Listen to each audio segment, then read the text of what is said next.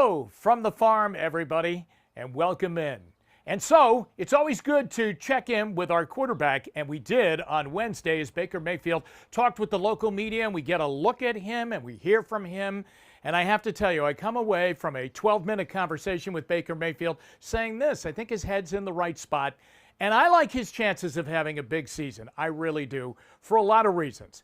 But the biggest reason is because he had such a rough season last year. And I think that Baker Mayfield had a lot of self-inventory to take in the offseason. I think he had a lot of time to do it after the Browns ended the season in Cincinnati, and the team was blown up as far as the general manager and the head coach and had to be reconstructed again.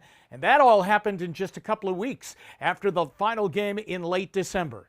And now it's all anew again, and Baker Mayfield, imagine this, will play, realistically, with his fourth head coach going into his third year. You see, you had Hugh Jackson, you had Greg Williams, you had Freddie Kitchens, and now you've got Kevin Stefanski. But the coaching staff does seem a little bit more settled down, more organized, that the offense really has some construction to it and a litany of successes where it's been instituted before around the NFL, most notably in Minnesota with Stefanski and the Vikings and Gary Kubiak last year. So that all should be good, because last year, quite honestly, the title of the Browns offense was fly by the seat of your pants and throw it all afternoon long. But the numbers that Mayfield put up last year probably kept him awake at night. Even Baker Mayfield, as full of heart as he is, I think that probably he tossed and turned thinking of 21 interceptions, below 60% in completion percentage, and the inability really at the end of ball games to drive the team to win football games, because even though they had 10 losses, there were a number of those games that really came down to one last possession, and the Browns couldn't come up with scores except for in one game when they beat Buffalo in the last minute and a half. Other than that, there was a list that was pretty lengthy of games that came down to the last possession, and the Browns couldn't get it done. He couldn't get them into the end zone. He couldn't throw the ball to his own teammate. That's where the interception bug really hit. So the motivation of coming into this season is huge for him for a number of reasons. Number one, he's such a competitor, he can't handle the fact that everyone said, boy, you had a bad second year in the NFL. So that's going to drive him. But the other thing that's personal for him, too, is that year three for a young quarterback like Mayfield becomes a very, very critical season. It is decision time for the organization. Not for Mayfield, but for the organization.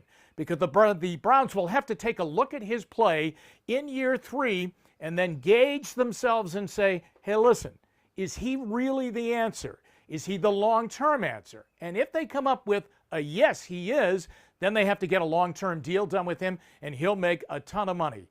But if he continues to struggle, and if this goes off the tracks once again, then a lot of question marks will be raised, and the Browns will have to answer the biggest question: what do we do at quarterback? Do we have patience and put our chips still on him that he can come out of this and start to play well, give him another year?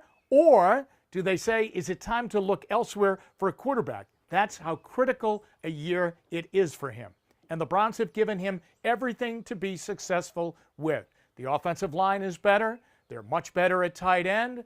Beckham and Landry seem to going to be going into the season much healthier than they were last year. They have one of the greatest running backs in the game today in Nick Chubb. And, oh, yeah, Kareem Hunt's pretty good, too.